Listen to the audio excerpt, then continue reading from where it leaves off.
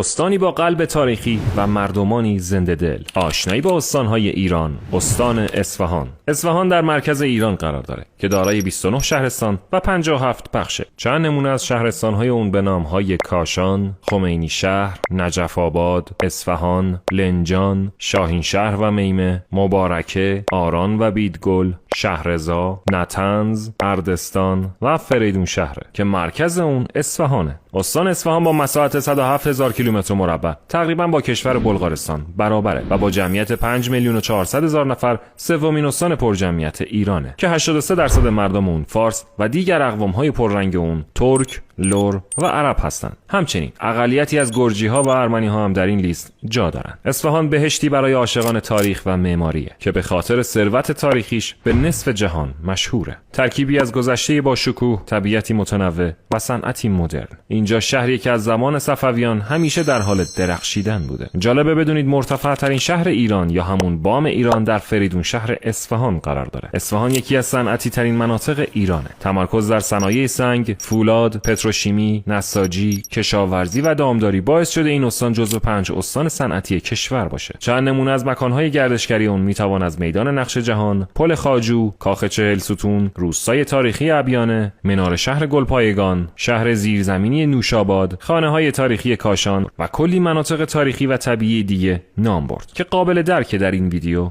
جا نمیشن. از غذاهای محلی اصفهان هم میتونیم به بریونی اصفهان، خورش ماست، دوغ و گوشفیل، شل بریان زیره، حلیم بادمجان و کلی غذاهای خوشمزه دیگه اشاره کنیم. استان اصفهان بیشترین استانهای همسایه در کنار خودش رو داره که از شرق با یزد و خراسان جنوبی، از شمال با سمنان، قم و مرکزی، از غرب با لرستان و چهارمحال و بختیاری، از جنوب با استانهای کوکیلی و بویراحمد و فارس همسایه است. پلاک های این استان ایران 13 23 43 53 و 67 و پیش شماره بین شهری اونها 031. اگه به اطلاعات کشورها علاقه داری پیج سام اطلس رو فالو کن.